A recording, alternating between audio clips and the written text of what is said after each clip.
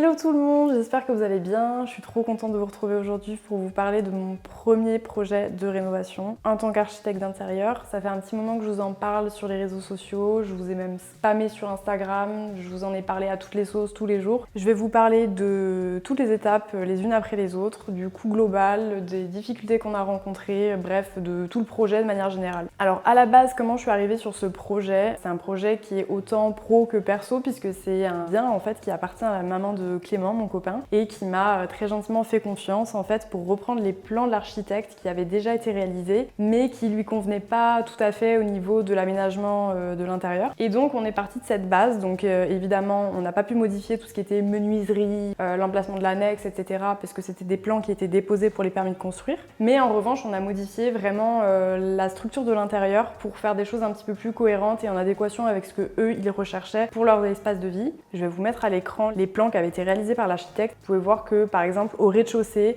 on a un escalier qui est en plein milieu d'un grand espace de vie alors qu'on voulait quelque chose de très ouvert. Elle avait vraiment construit un mur comme vous pouvez le voir juste en face de la baie à galandage et c'était vraiment incohérent, donc on avait besoin de reprendre des petites incohérences pour que ça colle plus au projet.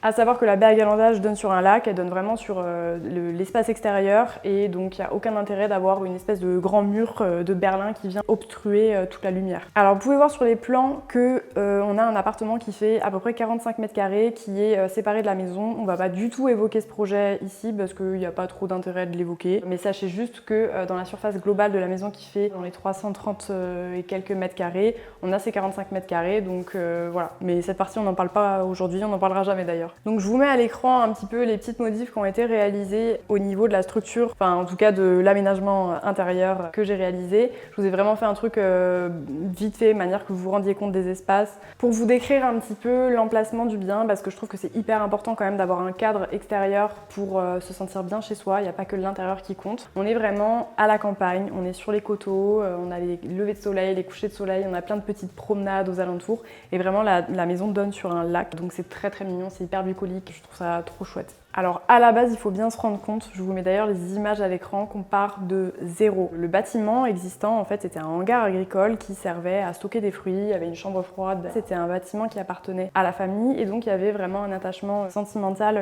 à la pierre, à ce bien. Et c'est la raison pour laquelle on est parti de ces 4 murs, en fait, pour vraiment recréer quelque chose. Donc on avait quand même une contrainte, c'est qu'on voulait créer un étage avec une dimension, enfin une hauteur standard à minima. Et donc il fallait quand même partir de ces 4 murs, mais tout rehausser pour pouvoir avoir une maison d'habitation quand même confortable. La grosse modif qui a été réalisée sur ce projet, c'est vraiment l'extension pour pouvoir ajouter encore plus d'espace à cette maison qui est déjà très grande. Et donc bon, ça c'est vraiment l'architecte qui a travaillé sur l'emplacement de cette extension. Je trouve que c'est pas forcément l'emplacement le plus judicieux, mais ça c'est vraiment un avis personnel. Je disais précédemment qu'on avait dû tout rehausser. On a dû enlever la charpente métallique, c'était des zébrites qui évidemment étaient amiantées. L'intérêt c'était de créer évidemment une nouvelle charpente et la toiture. Et donc là on en vient à la première difficulté rencontrée sur ce chantier, c'est tout ce qui a trait à la charpente. À la base, avant même de signer un devis ou d'avoir un devis du maçon, on souhaitait vraiment avoir une charpente traditionnelle pour pouvoir avoir un salon cathédrale, donc vraiment un truc avec une grande hauteur, quelque chose de majestueux. Et finalement, un jour, on est arrivé sur le chantier et le maçon avait déjà fait poser une charpente avec de la fermette, donc pas de charpente traditionnelle. On a fait un salon à double hauteur, mais le plafond est plat et c'est pas ce qui était recherché. Donc ça, c'était la première déception d'une longue série d'ailleurs.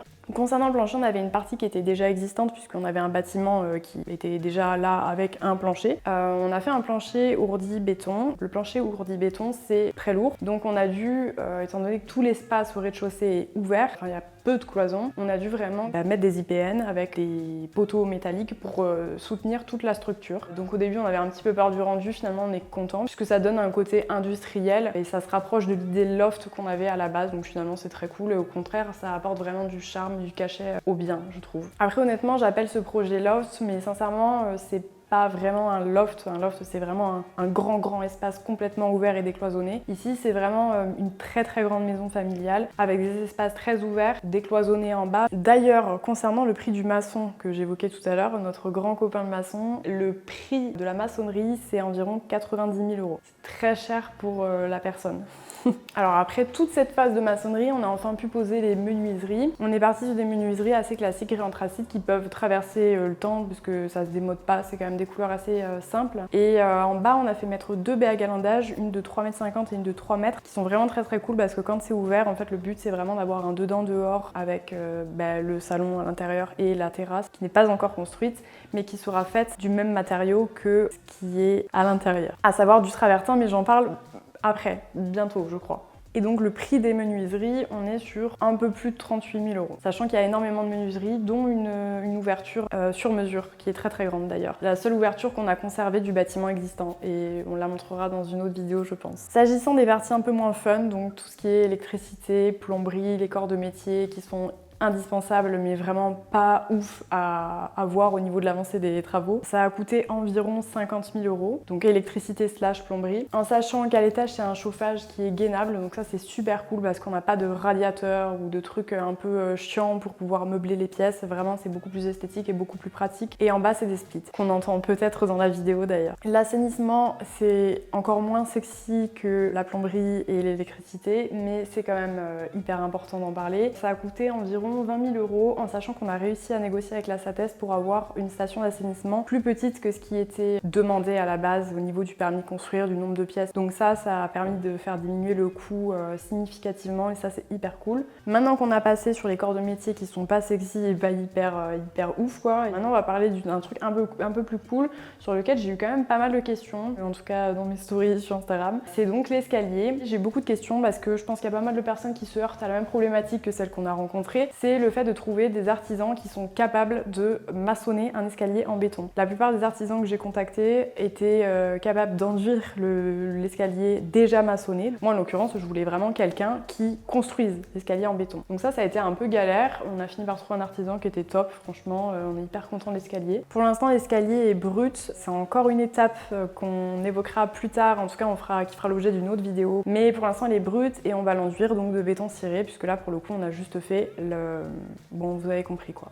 Et donc le prix, c'est 5 760 €. Posé, oui, la pose est compris, bien sûr, la pose est compris, oui, c'est évident qu'on n'était pas capable de faire ça nous-mêmes. Le ferronnier, il fallait l'attendre, et il faut encore l'attendre d'ailleurs, parce qu'il n'a pas terminé. En tout cas, il nous a fait un garde-corps au niveau de l'escalier évidemment, et de la mezzanine. Il a également réalisé la ferronnerie au niveau de la terrasse en haut, et on n'a toujours pas le garde-corps, donc c'est un peu dangereux, un peu chiant. Et donc ça au niveau du coût, donc total, c'est 7 365 €. J'avais fait vite fait des visuels 3D pour qu'on se rende compte un peu de ce que je veux raconter. C'est vraiment un truc fait à l'arrache, mais c'est pour que vous imaginiez. Le but c'est vraiment de fermer l'espace salon. Alors on a déjà une double hauteur qui nous permet de délimiter les espaces, mais même si tout est décloisonné, on veut quand même se rendre compte des fonctions de chaque espace de cette grande pièce. Donc le but en fait ça va être de créer une espèce de penderie à l'entrée avec des caissons Ikea et des façades de chez Plume. On va mettre une sorte de claustra parce qu'on a des bandeaux, des fenêtres à ce niveau-là pour pas couper de la lumière et vraiment en fait apporter un peu de chaleur à cet espace salon. Alors l'étape suivante, ça a été le placo. C'est une de mes étapes préférées parce que ça nous a permis de vraiment nous rendre compte des espaces. Concernant le prix du placo, on en a eu pour environ 29 000 €. C'est vraiment un prix d'amis pour le coup. Je parle vraiment du placo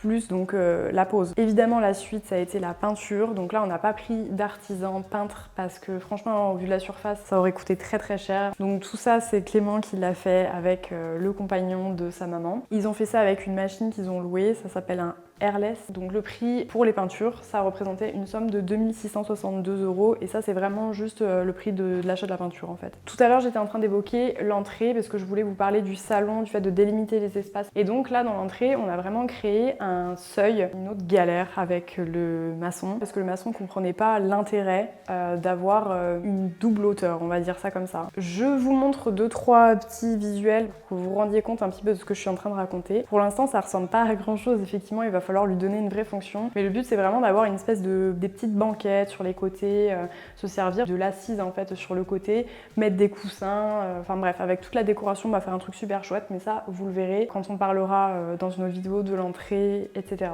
Donc, concernant les sols, à la base on était parti sur du béton ciré et finalement par souci d'économie on a décidé de changer complètement en cours de route. Donc on est parti sur du travertin. Dans tous les cas on voulait des matériaux bruts, il était hors de question de mettre du carrelage, il fallait trouver un travertin qui puisse être également utilisé à l'extérieur comme à l'intérieur, parce que comme je vous le disais, avec les baies à galandage, on avait vraiment une volonté d'avoir un dedans-dehors. Concernant la pose, de manière générale, d'un point de vue...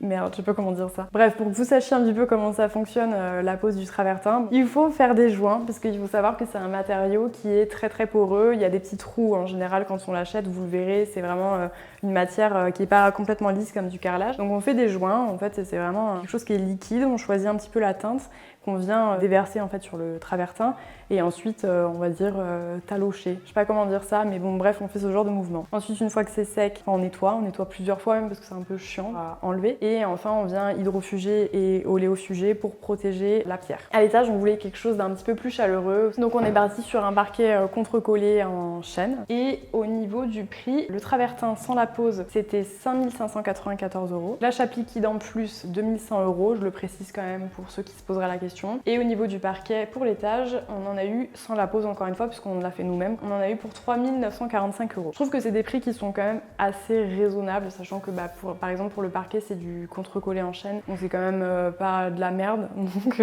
voilà. Pour les matériaux de manière générale, pour expliquer un peu mes choix, on voulait vraiment quelque chose de brut, des matériaux qui soient simples. Bref, quelque chose de très naturel. Je pars du principe qu'on ne peut pas tous se permettre de changer notre salle de bain ou notre cuisine tous les 4 matins, parce que c'est quand même un coût. Et le mieux, c'est de pouvoir accessoiriser, acheter de la déco, etc. pour pouvoir aménager les choses comme on veut au fur et à mesure que les années passent. Vous verrez sur les visuels que je vous mets à l'écran que par exemple pour la salle de bain, on a choisi vraiment des nuances de beige avec du doré, du vert pour les vases, pour la faïence des WC également du vert. Mais vraiment on est parti sur des couleurs relativement neutres, douces. Voilà, je trouve ça cool. La salle de bain, je vais pas trop l'évoquer maintenant parce que elle aussi, elle fera l'objet d'une vidéo YouTube et je pense que vous l'attendez pas mal. En tout cas, j'ai eu beaucoup de questions. Par acquis de conscience, je vais vous mettre les liens en barre d'infos de la robinetterie, tout ce qui est baignoire, tout ce qui est vasque. Mais je vais pas rentrer trop dans le vif du sujet, juste pour dire quand même que les premières vasques qu'on avait reçues, qu'on a commandées chez Béton par Nature, on les a reçues cassées. Ils ont été hyper réactifs pour les refaire parce que c'est des vasques qui sont faites sur mesure en fait, qui sont faites à la demande. Et on les a reçues là il y a quelques jours et elles sont en bon état, tout va bien, tout est nickel, mais vous verrez ça plus tard. Je vous mets quand même 2-3 visuels 3D de ce que j'avais réalisé pour la salle de bain à la base. J'avais mis à la base du parquet et finalement on est également parti sur du travertin. Ça aura un peu cette tronche là quoi au final. On a également une salle d'eau au rez-de-chaussée sur laquelle j'ai pas énormément travaillé, c'est plus la maman de Clément qui s'est posée sur cette salle d'eau. Donc du coup je vous la montre juste pour vous la montrer. C'est une salle de bain qui se veut pratique, économique, très simple et efficace. Alors la cuisine, ça a été mon projet préféré.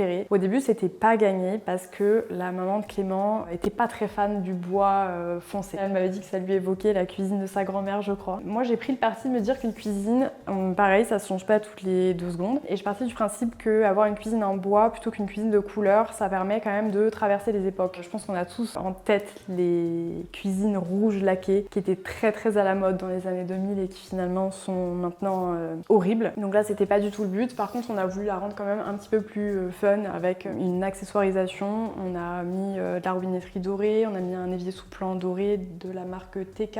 Pour le plan de travail on a pris du Decton brillant très beau. Donc ça permet quand même d'avoir une cuisine moderne dans l'air du temps mais en se disant bien que c'est pas une cuisine qui va se démoder dans 2 ans. Au niveau du prix de la cuisine, alors ce qui a coûté vraiment très cher c'est le plan de travail. C'est un très grand îlot central donc on a un grand plan de travail et on a également le plan de travail qui est derrière moi qui est plus petit mais malgré tout c'est quand même très cher. Donc ça a été environ 4 000 € avec la pause. Et ensuite le prix de la cuisine, sans l'électroménager à part la hotte et le frigo, la cuisine elle a coûté 8 495 €, sans compter également le zélige, ce genre de choses. C'est pas donné mais je trouve qu'au vu du rendu ça vaut quand même le coup. Et comme vous pourrez le voir sur mes visuels, à la base j'étais partie sur des choses qui étaient très différentes. J'aimais beaucoup le granit vert mais on prend le risque que ça se démode également. Et puis c'est un parti pris un petit peu plus osé je pense, donc au final on est très content du rendu. Je parle pas des extérieurs pour l'instant parce qu'il n'y a rien qui a été fait à part une petite partie de terrassement. Enfin je dis une petite partie mais ça représentait quand même un boulot monstre et on en a déjà pour 9 648 € de terrassement. Donc les extérieurs c'est pas pour tout de suite mais je pense que ça fera aussi l'objet d'autres vidéos. Donc pour vous dire le coût global sans compter tout ce qui est mobilier, décoration, pour l'instant on est sur une enveloppe d'environ 345 000 €. Voilà, je pense que j'ai fini à peu près de vous raconter ce que j'avais à vous dire sur le projet. Là c'est vraiment pour vous faire une présentation globale général. On aura plein de choses à dire. Je pense que vous l'aurez compris, sur 300 mètres carrés, on a énormément de décoration, de meubles,